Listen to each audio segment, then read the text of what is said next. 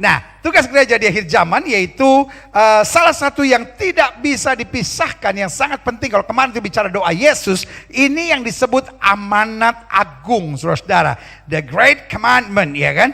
Mentuntaskan amanat agung atau perintah agung, ya kan? Nah, ini yang kita mau belajar hari ini. Buka kitab kita sama-sama.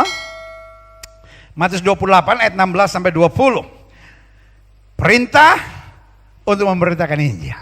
Jadi memberitakan Injil bukan ajakan. Tuhan tidak mengajak kita. It's not God request. It's command of God. Bukan permohonan Tuhan, tetapi perintah Tuhan. Ayat 16. Dan ke-11 murid itu berangkat ke Galilea, ke bukit yang telah ditunjukkan Yesus kepada mereka. Jadi bukan di Yerusalem, tapi di Galilea. Ketika melihat dia, mereka menyembahnya. Tetapi beberapa orang ragu-ragu. Karena sebagian masih pikir, betul dia bangkit? Or what is this? Ya kan?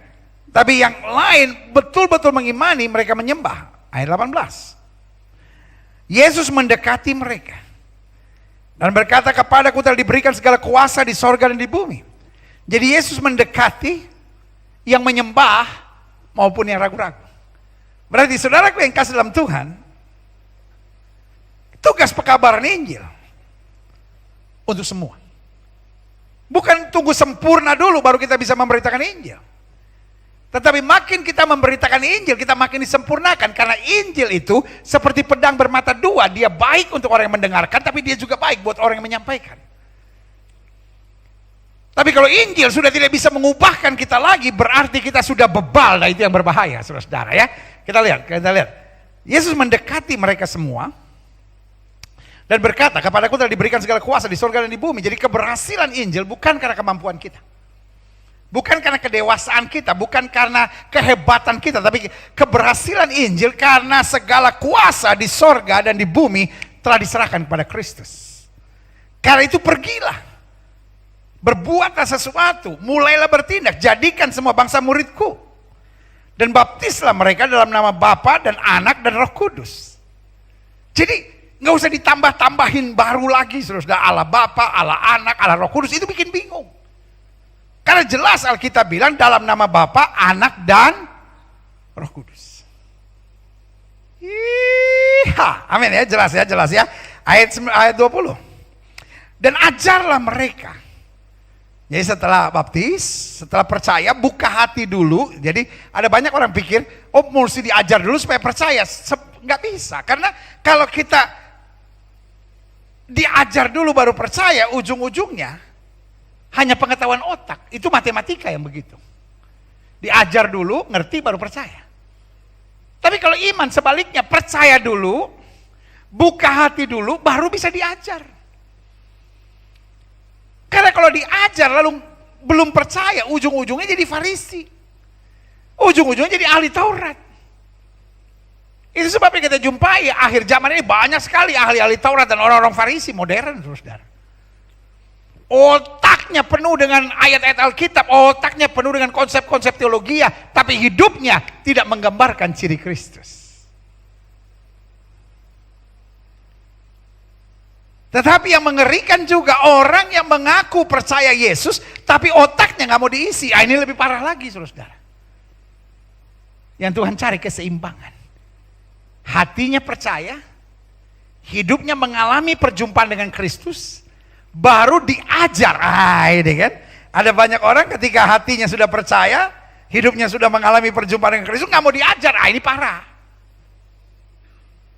Yang kayak begini mudah disesatkan, mudah diombang-ambingkan. Jadi harus seimbang. Hatinya percaya, hidupnya mengalami perjumpaan dengan Kristus, maka dibaptis, mati bersama dengan Kristus supaya bangkit bersama Kristus, baru kemudian diajarkan melakukan segala sesuatu yang telah aku perintahkan kepadamu. Dan ketahuilah, nah ini ayat ini menarik saudara di bagian terakhir. Dan ketahuilah, di ayat yang ke-20 ini kan jelaskan, dan ketahuilah aku menyertai kamu senantiasa sampai kepada akhir zaman. Kenapa Tuhan harus menyertai kita? Karena Tuhan tahu kita lemah. Karena Tuhan tahu kita gampang terpengaruh. Tuhan tahu kita gampang putus asa, kita gampang kecewa, kita gampang tertekan. Aku aku menyertai. Artinya apa? Setiap kali kita udah gak sanggup, jangan andalkan kekuatan sendiri, andalkan Tuhan. Kalau gak, karena ada banyak orang yang berkata, aduh saya melayani Tuhan tapi stres.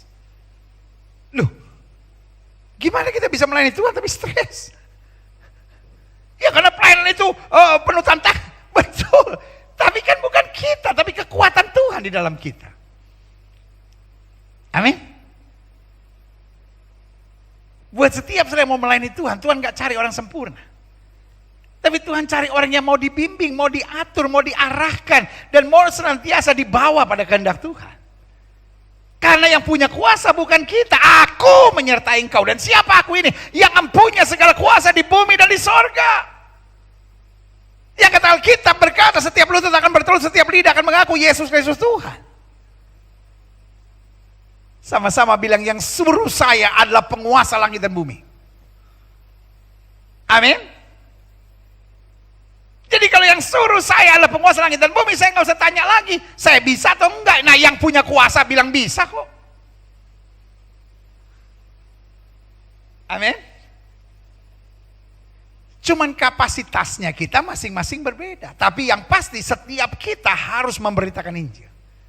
Enggak semua harus jadi ahli teologi, enggak semua harus jadi pengkhotbah, enggak semua harus jadi pengupas ayat-ayat firman Tuhan. Ada bagiannya masing-masing, tapi setiap kita harus jadi terang, harus jadi saksi, harus jadi berkat, harus jadi garam, dan harus mengabarkan Injil.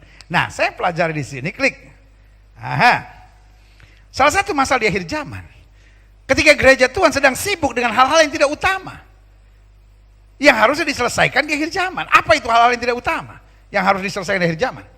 Masing-masing sedang sibuk mengejar berkat dan kemakmuran. Waduh. Saya percaya Tuhan memberkati. Bahkan Alkitab bilang, aku datang untuk memberi domba-dombaku hidup dan hidup yang berkelimpahan. Tetapi bukan itu yang harus kita kejar. Bukan itu tugas kita. Tugas gereja bukan untuk mengejar berkat. Tugas gereja bukan untuk mengklaim janji Tuhan supaya hidup dalam kemakmuran. No, tugas gereja melakukan perintah Tuhan. Tugas gereja mengabarkan Injil. Maka kebajikan, kemurahan Tuhan akan mengikuti kita seumur hidup kita. Apa yang tidak penting, tidak utama hari-hari ini? Yaitu orang-orang percaya gereja Tuhan sedang sibuk mengejar berkat dan mengejar kelimpahan. Saya percaya anak Tuhan diberkati. Saya percaya gereja Tuhan yang tulus, hamba-hamba Tuhan yang melayani dengan kebenaran, pasti ada berkatnya. Tapi bukan itu yang harus kita kejar. Dan bukan itu yang harus kita kompetisikan. Oh, ini pendeta gereja besar. Oh, ini pendeta kaya. Saudara yang kasih dalam Tuhan, menghina Tuhan, kita hanya hamba. Saya selalu bilang, jangan pernah memperkenalkan diri, oh saya hamba Tuhan kecil, di gereja kecil, kau menghina Tuhan. Kita melayani Tuhan yang besar. Mau kau hamba Tuhan kecil, mau kau hamba Tuhan besar, cukup satu nama, hamba. Karena semuanya bukan kita punya. Seorang driver, dia boleh bawa Audi, dia boleh bawa Rolls Royce, dia boleh bawa apapun, nama mobil-mobil yang paling mahal sekalipun. Tetapi dia tetap seorang driver, bukan dia punya. Dia nggak bisa dibilang, oh driver kaya. No, dia bukan siapa-siapa. Dia tetap driver. Semua yang kita punya, itu cuma titipan Tuhan. Tolong, saya minta tolong. Engkau boleh hamba Tuhan dengan 7 jemaat. Di sebuah kampung kecil, desa kecil, tetap perkenalkan diri, saya hamba Tuhan. Selesai. Gak perlu kelihatannya rendah hati, tapi sebetulnya di dalamnya mengandung kesombongan. Saya dong meskipun gereja kecil tetap melayani Tuhan. Gak perlu. Kita sama di mata Tuhan. Dan gak perlu bangga untuk bilang, oh jemaat saya puluhan ribu. Saudaraku, Alkitab berkata hidup manusia seperti bunga rumput. Kita hanya hamba. Kebanggaan kita bukan keberhasilan pelayanan. Kebanggaan kita karena Yesus memilih, memanggil kita, menetapkan kita menjadi hambanya. Salah satu masalah di akhir zaman ketika gereja Tuhan sedang sibuk dengan hal-hal yang tidak utama. Bukan yang harusnya diselesaikan di akhir zaman.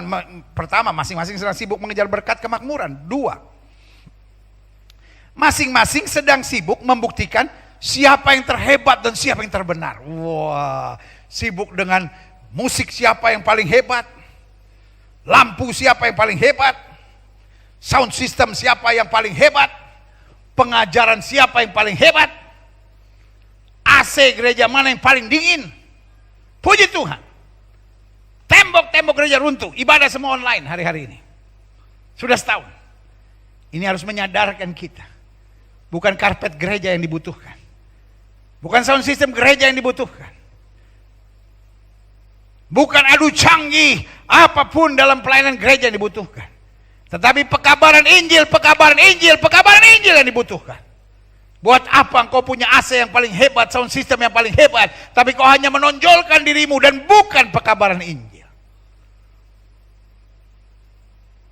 Yang Tuhan cari di akhir zaman adalah orang-orang yang mau berkata, ini aku Tuhan, utus aku.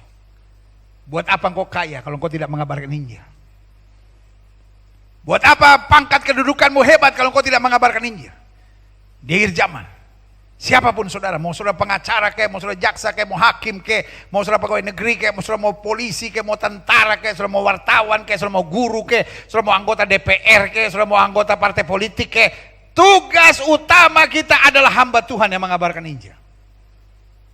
Amin. Yang ketiga,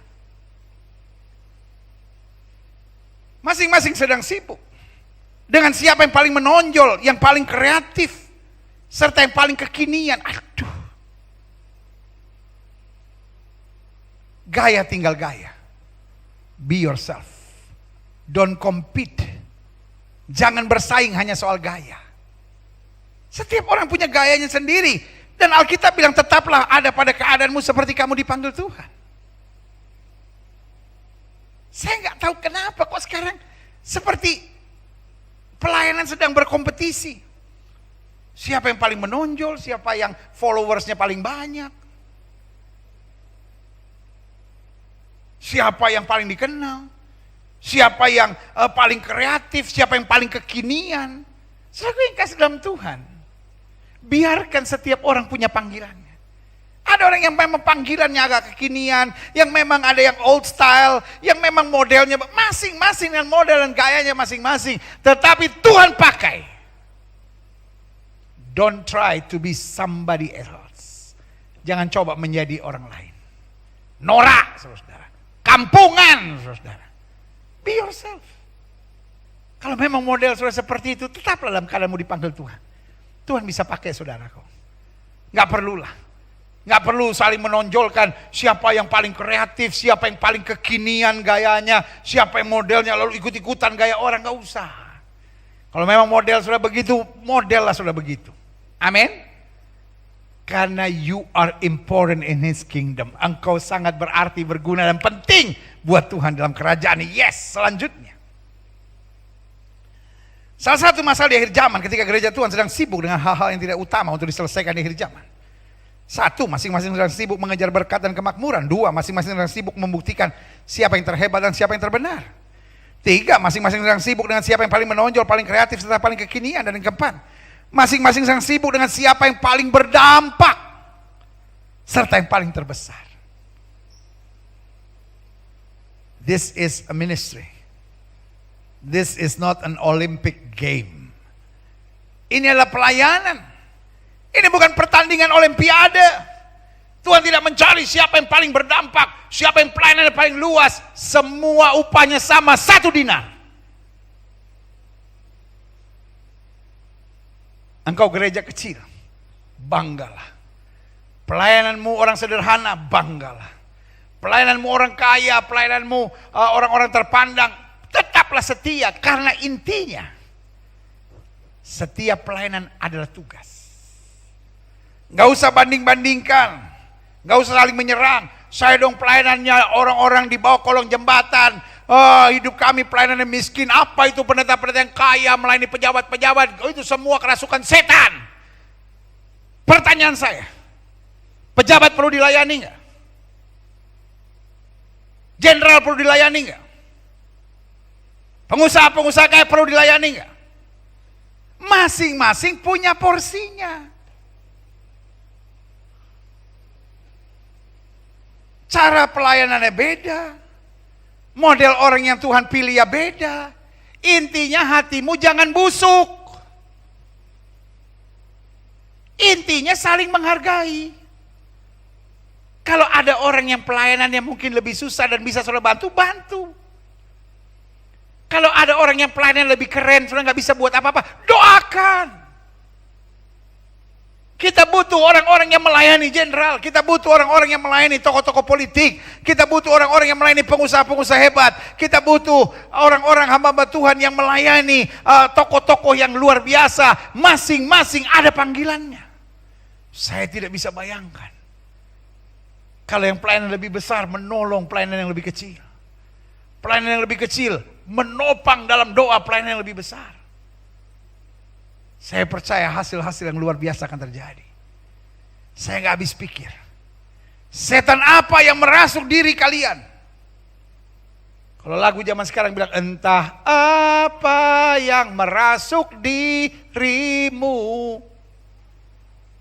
Masa kalau kita pelayanan anak jalanan, kita pelayanan orang susah, kita terus kritik sana, kritik sini, apa itu? Mereka gereja-gereja orang kaya, mereka yang pelayanannya hanya pejabat-pejabat, apa itu? Turun dong. Saudaraku, masing-masing ada tugasnya. Iya dong. Ada yang dapat satu, ada yang diberikan 1 talenta, ada yang diberikan 2 talenta, ada yang diberikan 5 talenta. Yang pasti masing-masing harus belajar setia. Yang setuju sama saya katakan, saya siap setia. Itu aja. Makanya Alkitab bilang, ujilah dirimu sendiri, jangan uji pelayanan orang lain. Kalau sudah punya rumah besar, di rumah itu ada pembantu, ada babysitter, ada driver, ada koki, ada tukang taman. Yang sudah mau apa? Masing-masing kerjain tugasnya sebaik-baiknya. Kalau tukang taman menggerutu terus, enak babysitter. Kerjanya cuma di ruangan AC. Saya di sini di panas terik. Lalu nanti babysitter bilang, makanya lu di panas terik, boketek sih lu. Kacau saudara. Ini lagi koki tambah gemuk, setiap kali nyobain makanan, Kalau sudah punya pembantu begitu semua, apa yang sudah buat? Pecat, berisik. Tapi waktu masing-masing urusin dirinya sendiri, pelayanan dan melakukan yang terbaik.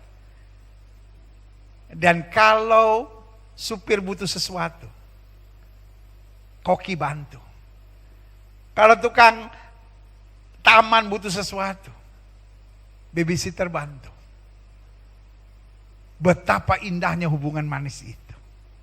Betul? Ini yang Tuhan mau dalam ladangnya. Remember, this is a ministry, not an Olympic Games. Ini adalah pelayanan, bukan pertandingan olimpiade. Di akhir zaman, gereja Tuhan sedang sibuk dengan hal-hal yang tidak utama, seperti sibuk mengejar berkat dan kemakmuran.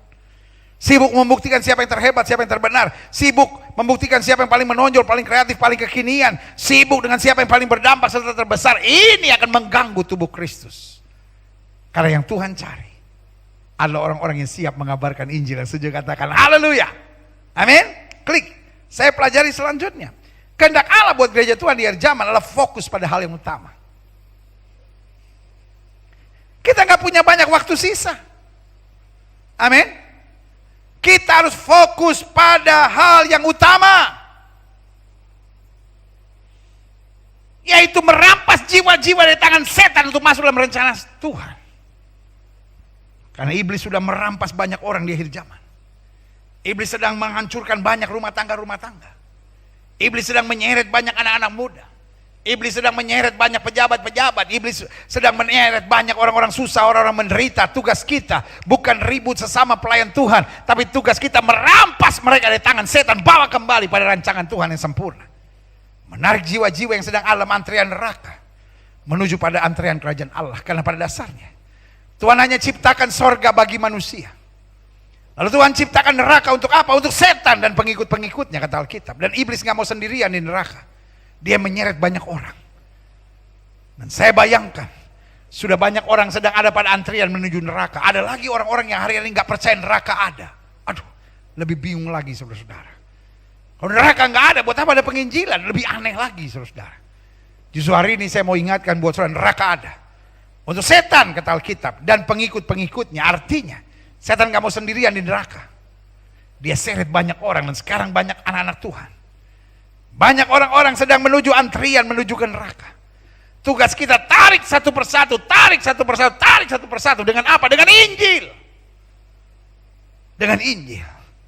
Dengan Injil. Yes, dengan Injil. Kita harus mengabarkan Injil. Klik. Saya pelajari di sini, karena itu kita harus mengabarkan Injil. There is no choice. Suka tidak suka, mau tidak mau, bisa tidak bisa, itu satu-satunya yang bisa merampas orang dari tangan setan. Bukan kepintaran teologi ya. Bukan kehebatan dalam mengembalakan jemaat. Mengabarkan Injil, mengabarkan Injil, mengabarkan Injil, mengabarkan Injil. Karena itu kita harus mengabarkan Injil. Dengan apa? Yang pertama, kasih dan kesabaran. Gak bisa hanya mengabarkan Injil semau kita, tapi dengan kasih dan kesabaran. Karena lewat kasih dan kesabaran, Injil Kristus dapat menjangkau hati orang. Bukan kepintaran yang dibutuhkan. Thank God buat orang-orang pintar. Tapi orang-orang pintar yang emosional. Orang-orang pintar yang gak punya kasih. Orang-orang pintar yang hanya mau menonjol. Orang-orang pintar yang tidak punya kesabaran. Ujung-ujungnya Injil akan mentah. Bukankah kita diselamatkan karena dua hal? Yesus sabar sama kita. Petrus sudah menyangkal dia. Tetap ditanya, Simon anak Yohanes, adakah engkau mengasihi aku? Murid-murid sudah menyakitkan dan mengecewakan Yesus, tapi tetap doa Yesus. Bapa, ampunilah mereka sebab mereka tidak tahu apa yang mereka perbuat. Berarti mengabarkan Injil yang paling penting bukan kehebatan pengetahuannya, tapi kasih dan kesabarannya. Karena apapun yang dari hati akan masuk pada hati. Apapun yang dari otak hanya nempel di otak. Saudara, jelas ya. Yang kedua, kita harus mengabarkan Injil dengan hikmat dan kreativitas. Jadi bukan, oh ya pokoknya kamu harus percaya di bawah orang itu tidak ada nama lain. Kalau enggak kamu mati masuk neraka. Ya ampun. Minta hikmat. Makanya Alkitab bilang ladang Tuhan sudah menguning matang untuk dituai. Tapi pekerja sedikit, minta kepada yang punya tuaian. Kita perlu minta hikmat sama Tuhan dan kreativitas. Apa yang Tuhan mau saya jangkau? Kelompok masyarakat mana yang Tuhan ingin saya layani? Bagaimana caranya? Apa kemampuan saya? Nah, ini yang saya bilang hikmat dan kreativitas. Saya terlalu yakin engkau berharga. Saya ulangi sekali lagi, saya terlalu yakin engkau berharga. Engkau penting untuk kerajaan Tuhan. Saya nggak mau tahu orang mau bilang kau nggak beres lah, orang mau bilang apapun, tapi bagi saya engkau penting. Asal saja engkau mau minta hikmat dan kreativitas. Dan hari ini saya tambahkan satu kalimat lagi, bukan hanya engkau penting dan engkau berarti, tapi engkau bisa dipakai Tuhan. Asal engkau mau. Asal engkau siap minta hikmat dan kreativitas dari sorga. Yang ketiga, karena kita harus mengabarkan Injil dengan urapan dan wibawa sorga. Mengabarkan Injil hanya dengan kata-kata. Saya beri nama. Engkau hanya sales asuransi. Kalau kau mengabarkan Injil hanya dengan pintar putar kata-kata, saya beri nama engkau hanya sales asuransi. Tapi yang Tuhan cari urapan dan wibawa sorgawi. Seorang wanita tetangga basah berbuat zina diseret di depan Yesus.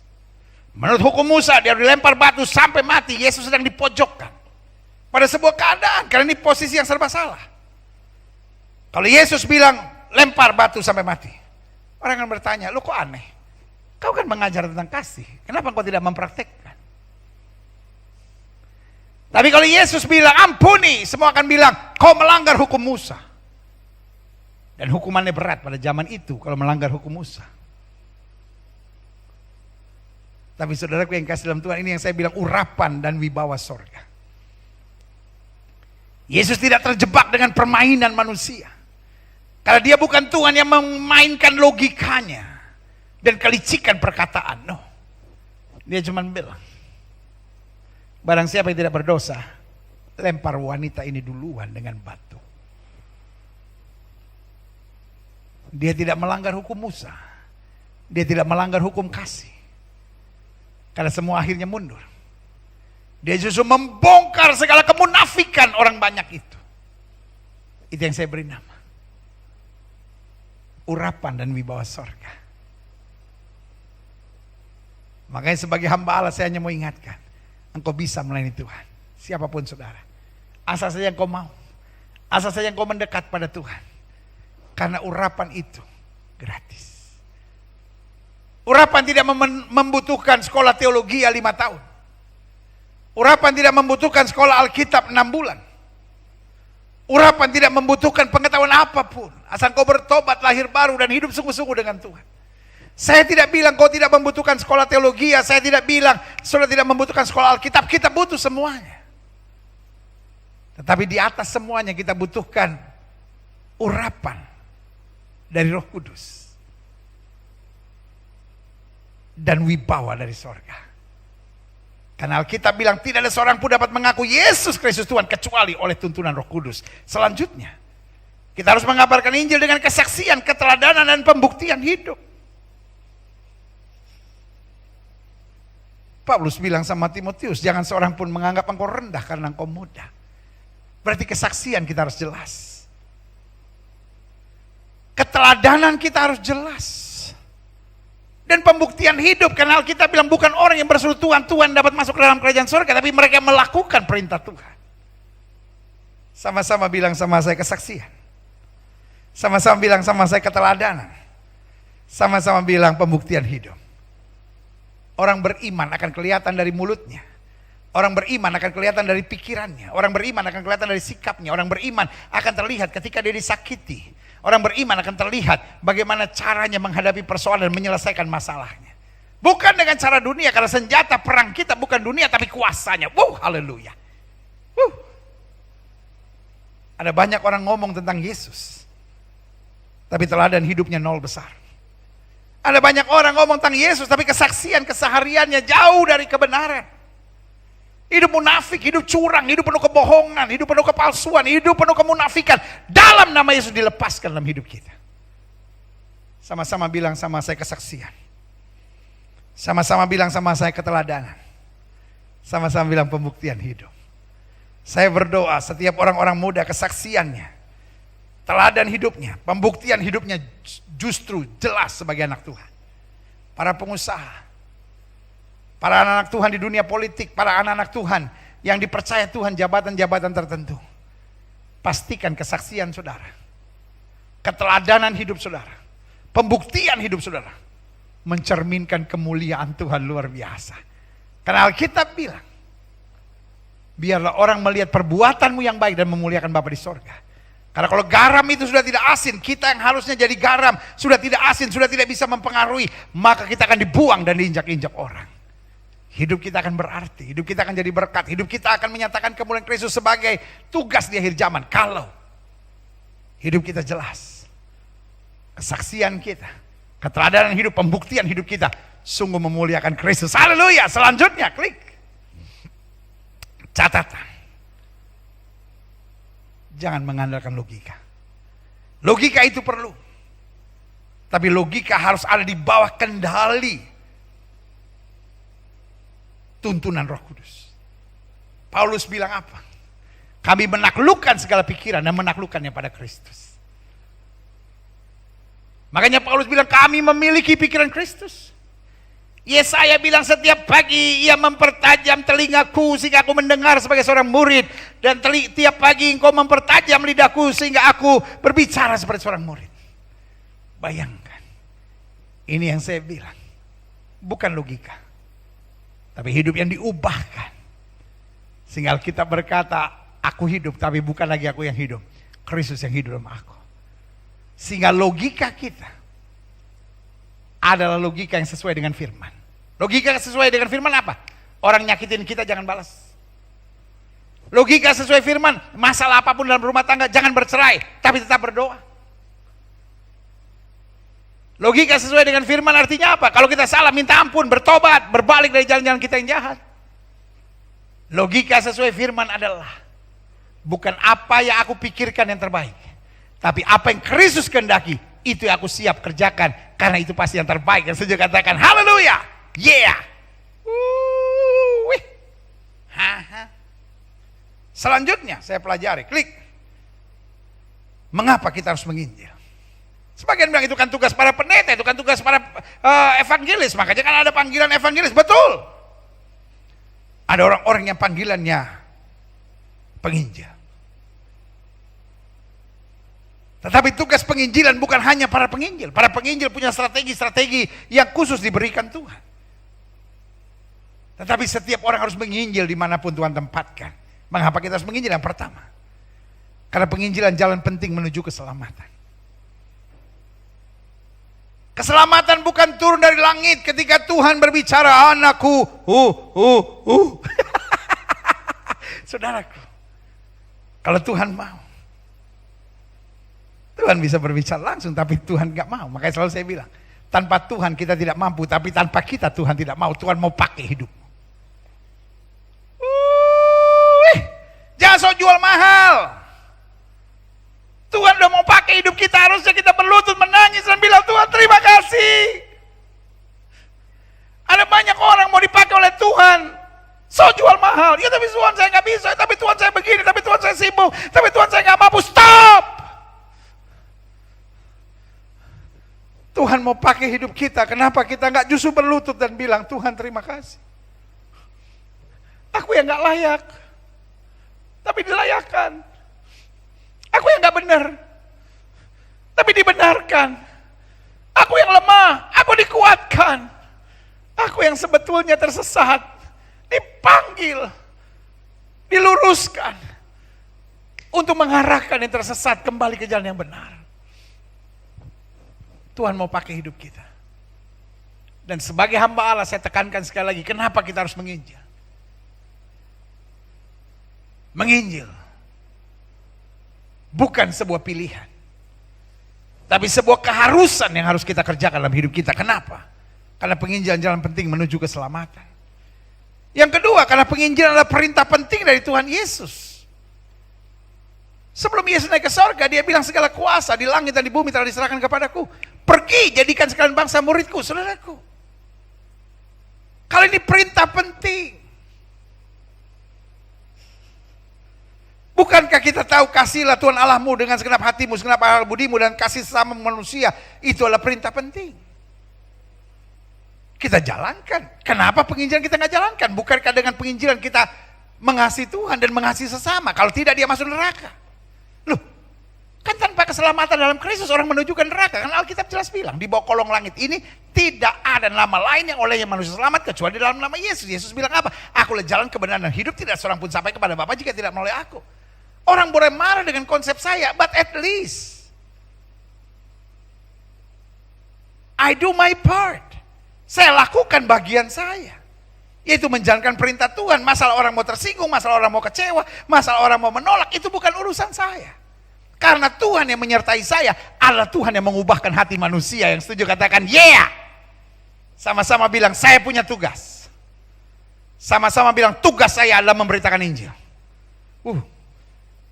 Saya bayangkan semua adik-adik remaja, semua anak-anak muda, semua ibu-ibu rumah tangga, semua bapak-bapak, semua pengusaha, semua pejabat, dan semua tentara, polisi, orang-orang dalam dunia politik, lalu punya hati, saya harus melayani Tuhan, saya harus mengabarkan Injil, saya harus jadi berkat, saya harus jadi saksi, saya harus jadi teladan. Saya tidak bisa bayangkan ada kegerakan apa yang terjadi di mana-mana tempat. Yang ketiga,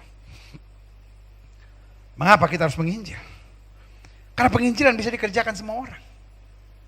Nggak ada orang bisa bilang terlalu muda, nggak ada orang bisa bilang terlalu tua, nggak ada orang bisa bilang wah saya nggak mampu apa. No, penginjilan bisa dikerjakan semua orang lewat kesaksian hidupnya, lewat kelemah lembutan sikapnya, lewat cara-cara hidup yang memuliakan Kristus. Taruh tangan kanan sudah di dada. Sama-sama kita lawan segala intimidasi iblis. Sama-sama bilang sama saya bisa menginjil. Iblis mau bilang kau terlalu muda kan? Iblis mau bilang kau terlalu tua kan? Iblis mau bilang oh saya kan bukan pendeta kan? Iblis mau bilang oh kau masih banyak kekurangan, kau masih banyak kelemahan, oh masa lalumu buruk. Dalam nama Yesus, itu intimidasi iblis. Hari ini sebagai hamba Allah saya mau bilang, kau bisa menginjil. Taruh tangan kananmu di dada dengan bangga, katakan, saya bisa menginjil. Persoalannya bukan bisa atau tidak. Persoalannya kau mau melangkah nggak? Persoalannya kau mau melakukan nggak? Buat saya, orang yang tidak mau menginjil adalah orang yang jahat. Saya ulangi sekali lagi, orang yang tidak mau menginjil adalah orang yang jahat.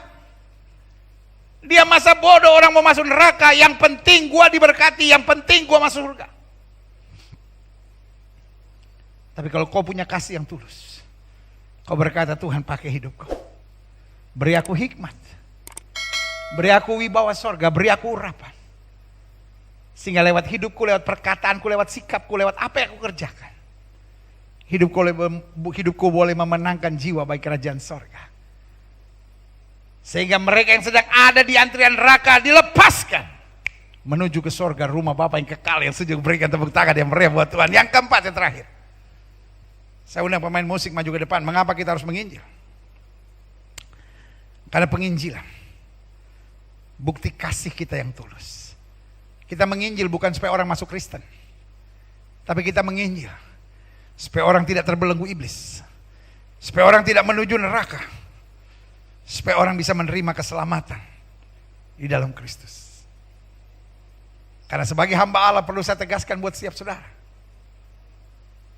this is not about religion, but this is about the Savior. Ini bukan soal agama, tapi ini soal juru selamat. Kenapa Yesus mati, mencurahkan darahnya? Karena dia menebus dosa kita. Dan Alkitab jelas berkata, barang siapa yang percaya kepada tidak binasa, melainkan beroleh hidup yang kekal. Hari ini saya hanya mau ingatkan buat setiap saudara, penginjilan adalah tugas kita. Tapi bukan menginjil dengan kesombongan kita, mati masuk neraka kamu kalau tidak percaya Yesus, mati masuk neraka kalau tidak percaya Yesus. Apa itu? Kita harus melayani dengan kesabaran, kita harus melayani dengan kasih, kita harus melayani dengan hikmat, kita harus melayani dengan kewibawaan sorga, kita harus melayani dengan kerendahan hati kita harus melayani dengan urapan sorga. Dan ketika kita siap melakukan bagian kita, maka saya percaya ini waktunya Tuhan memakai hidupmu untuk menarik orang-orang dari neraka, untuk bawa pada sorga, rumah Bapa yang kekal. Dia Tuhan yang dahsyat. Selama kita fokus pada tugas kita, maka dia fokus untuk melakukan hal-hal yang dahsyat dalam hidup kita.